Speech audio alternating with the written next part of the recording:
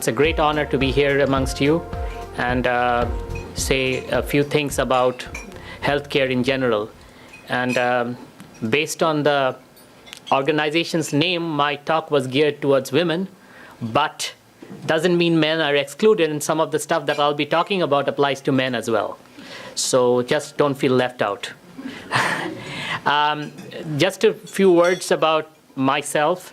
I'm a gastroenterologist, which in other words is somebody who deals with digestive diseases. Have been here for a while now, more than 10 years, decade, in Fresno, and have been practicing in this field. I was previously with the academic program, and right now I am on my own working in Fresno Gastroenterology. We run our own practice. Lisa Moreno, she works with us, has been working with me for a long time.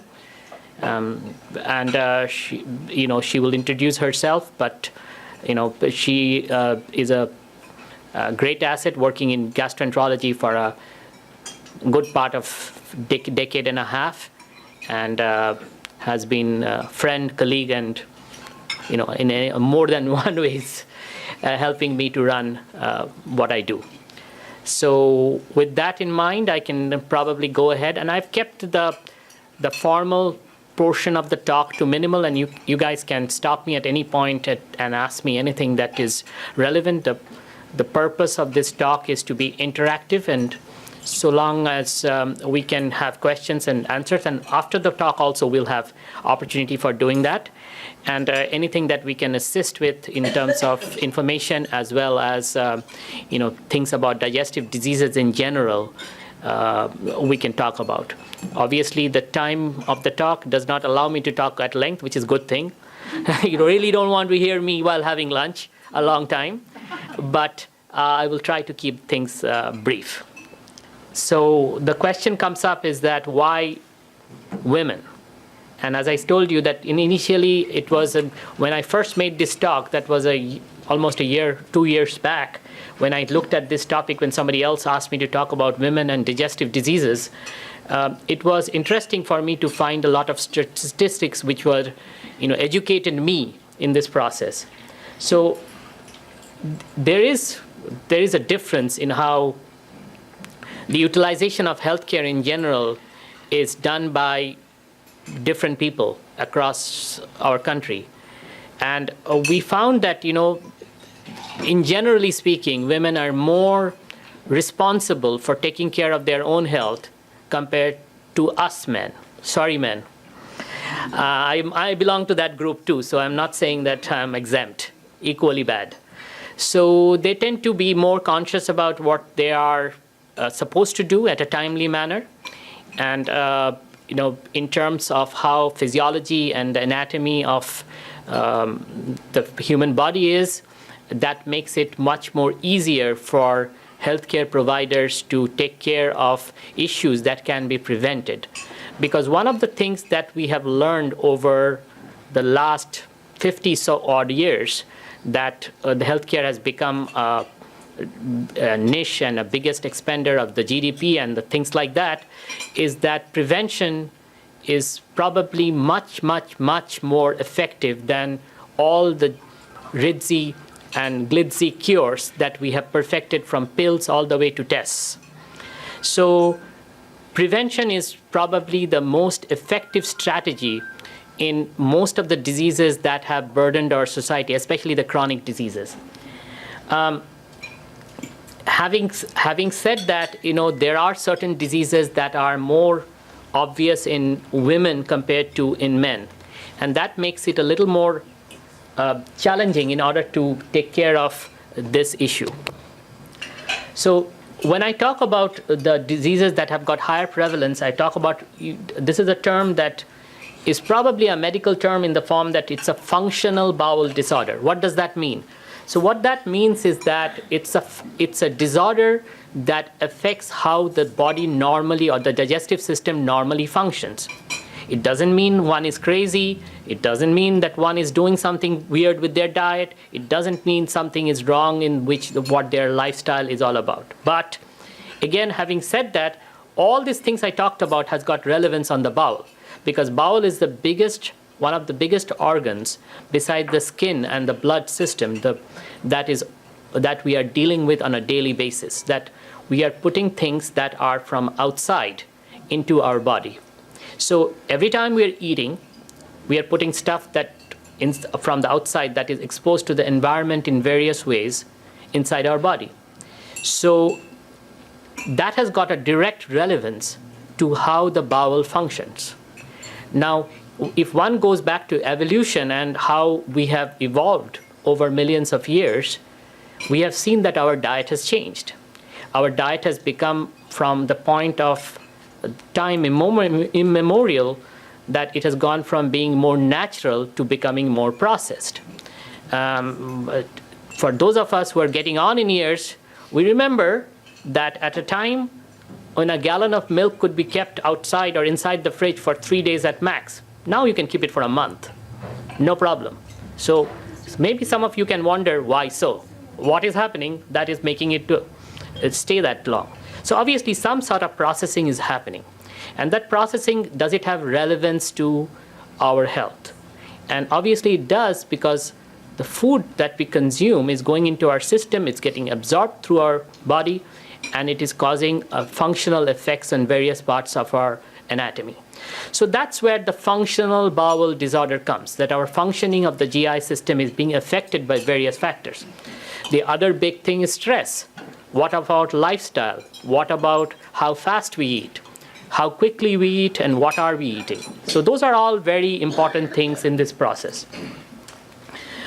I will not talk too much about the autoimmune liver diseases and things like that. I just wanted to bring that slide up, that statement up, just to tell you that immune system related diseases, from joint diseases to different types of bowel diseases to liver diseases, have been on the uptick over the past 20 to 30 years. And that's partly because our environment has become more sterile.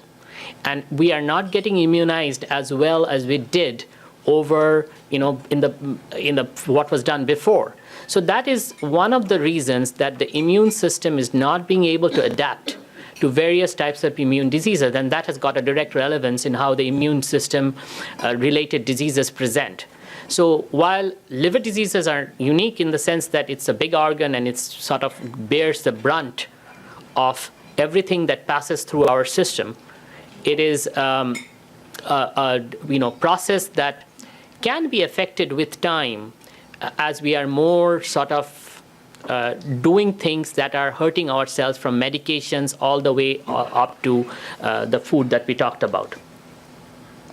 So again, as I said before, the physiology and the anatomy of human body is different in males and women. So when I talk about percentage of body fat, I'm not trying to say women are fat. Please, just I wanted to make clear about that. It's just that when you actually look at the percentage and you do the math of it, the math says that the percentage of body fat in women is higher. So it is how it is, and there are several physiological reasons which I'm not going to bore you about, but those are reasons that happens because of the way we have been evolved over time.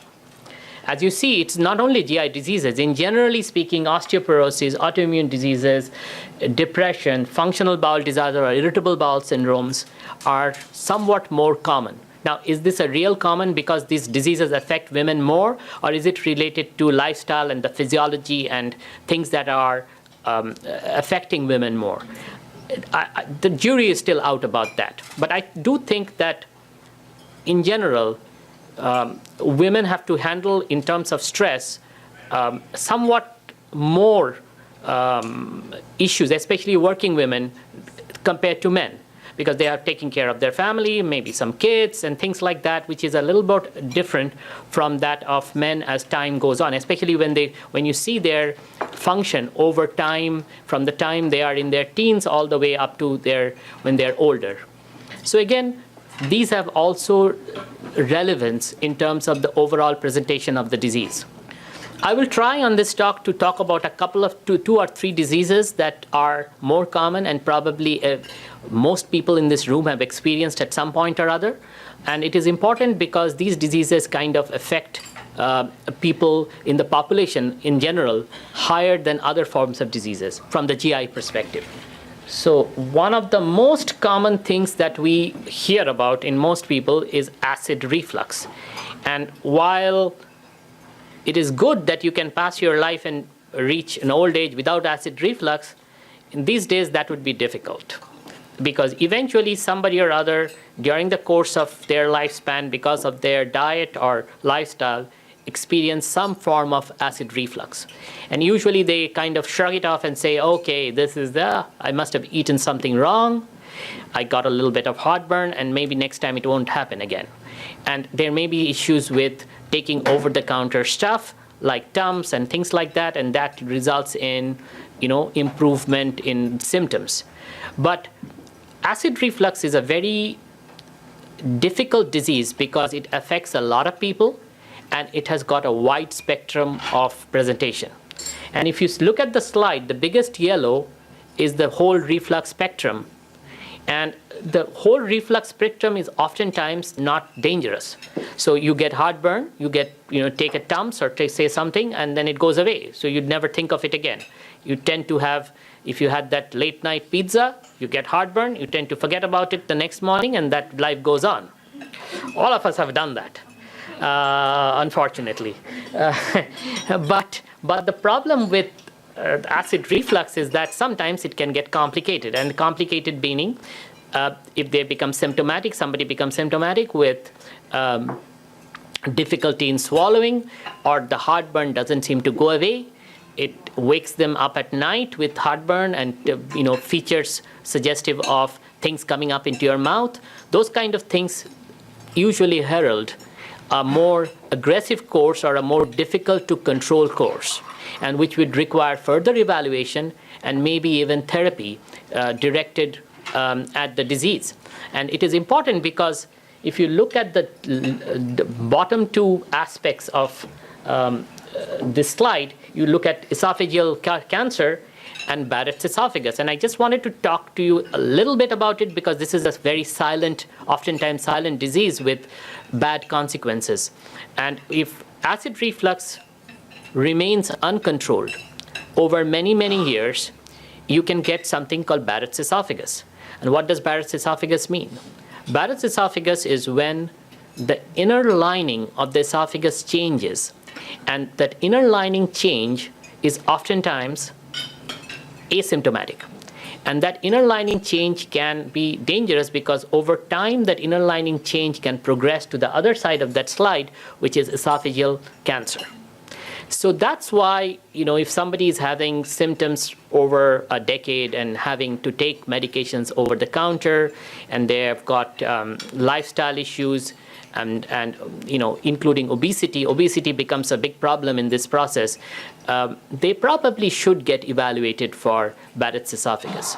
The guidelines that have been proposed by national societies that we as physicians like to sort of mention now and then, and is a little bit not directed at general population. I think the guidelines are more directed at medical professionals and how they sort of manage disease process across their patient population. So the guidelines states that if somebody is having prolonged periods of reflux over many, many years and having some features of either swallowing difficulty or persistent symptoms that is not responsive to lifestyle modification or over-the-counter medication, then they should be evaluated. And evaluation may be in various forms, but is usually the first pit stop would be your primary care physician to see if there is a way to sort of look at that and treat it, and at least try medications first before going into more invasive tests and getting referral to a gastro-GI doctor. Don't want to alarm anybody, but the point is that one should remember that when disease presents, oftentimes the symptoms are mild. And just because and you have done nothing about it and the symptom goes away, it does not necessarily mean the disease is gone. So be careful about that and know your body to the point where if something has happened that is not usual, and somehow symptoms are not there, don't ignore it. So again, I have put a little summary slide on this saying that, there is a one line about reflux disease in pregnancy. The women who have gone through the childbearing phase in their life know that reflux is a horrible thing, and there are not many medications they can be taken because of the effects on the baby, and they do suffer through it. And if required, evaluation can be done, and every manner of evaluation is available. And the issue is that bringing it to the attention of medical professionals is the first logical step in this process. This comes to this topic, irritable bowel syndrome. As I've been practicing almost on a regular basis, I hear that I have patients coming in telling me that they have been diagnosed with irritable bowel syndrome. And the problem with that diagnosis is that that's a little bit of a misnomer oftentimes, and not everybody who is labeled with irritable bowel syndrome has got irritable bowel syndrome. So the irritable bowel syndrome, what it means is that the bowel is being more sensitive than what it should be and producing symptoms as a result of that. But when I talk about being sensitive, I mean the bowel is responding with either pain, or it is moving too slow, or it's moving too fast. So when it is moving too slow, you get a severe case of constipation and not being able to move your bowels. When it is moving too fast, then you end up having diarrhea. So you have this sensation of having to go to the restroom frequently and having a great deal of urgency. Now, associated with that, there may be pain, there may be discomfort when you eat, and this may be somewhat relieved with bowel movement. And this spectrum of disorder where you have this complete evaluation and you end up having this diagnosis pasted on you is what we call as irritable bowel syndrome. Doesn't mean that you have to suffer through it. There are measures that can be taken which are non-pharmacologic that can help with irritable bowel syndrome. And while that does not necessarily mean those glitzy TV ads where they have this cartoons going on with people moving their bowels and taking a pill and everything kind of looks great after that. That is not true, okay? The pharmacologic industry, and I can state I have no relationship with that, is very adept at promoting different things. They have a lot of money, they have got deep pockets, and if there are any pharmacology representatives over here, I love you guys, but that's a fact. But they promote they're a business, they're promoting their product, which is okay. But as consumers and as healthcare professionals, we have to be discerning what we understand. Taking a pill for a disease process is okay if that pill has to be taken for a finite period of time. On the other hand, if you have a chronic disease and you have to take a pill for it forever and ever, we all as consumers of products have to be certain that that product is indeed necessary, has no long-term side effects, and is safe for 3 or 4 decades of use. And to be perfectly honest, I don't know of a single drug that does that. So you got to be sure that that drug is indeed needed for a period of time longer than a short period. So again, use judgment, talk to your physicians, discuss long-term effects of medications. Do not ignore side effect profile that are written in prints that I cannot read, but people with younger eyes may be able to do it. But those are important information, and one should be aware of it for any medication. So these are just terms that I've said. IBS diarrhea, IBS-C is constipation, IBS-M is a mixed type, and IBS-U is the big unknown. Again, this is a common condition. It affects a lot of people. It may be sporadic in the sense that it happens in response to situations, or it may be long-term that happens with every episode of stress in their lives. This is a good slide that I thought that I would share with you guys, is that as business people and who run businesses of different kinds, what is the healthcare dollar cost? and you see how expensive it is to have work days lost because you're not feeling well. And because this is a chronic disease, it's not something that goes away after 2 weeks and then never to come back again. It's not a cold or flu that happens in October and goes away in February. Okay, so it's something that happens on a recurring basis and depends on the events, life events, and things like that that goes on, and that may cause problems in terms of both healthcare dollars as well as the business dollars that are spent in taking care of employees that are not feeling well, and not only taking care of employee, the indirect cause of work that is lost as a result of that, I think, is a lot. The next big thing that affects both men and women equally is colon cancer. And there is a good and a bad news to that. The good news is that the incidence of colon cancer is actually decreasing because of effective screening and surveillance strategies. And that is one of the few cancers where we have some success story with, and which is basically because of awareness and our primary care physicians who have been very relentless in promoting this whole process. Over here, the fault lies with us as patients, okay? Because it is too much of a, work days lost and inconvenient for us to go through a process that involves evaluation of the colon. But as you can see in this slide, that this is a disease that affects all population across the board. It affects all races, all ethnicities, and it doesn't spare anybody. And it is something that we have to be very aware of as we turn on the golden years of our life. Yeah, sure. As you can see, that screening threshold, there is a lot of work that we still have to do. And if you look at other screening things like mammography and pap tests, there is much more higher adherence to the guidelines and people taking advantage of these methods. Again, as you see, this is where the women have done really well. They are very aware of their health, and most often they do go to their doctor and they do importantly listen to their doctors. Men are not very good at that. They don't find time. They find all sorts of excuses not to get done. I cannot tell you how many patients of mine have been brought in by their wives because they refuse to come.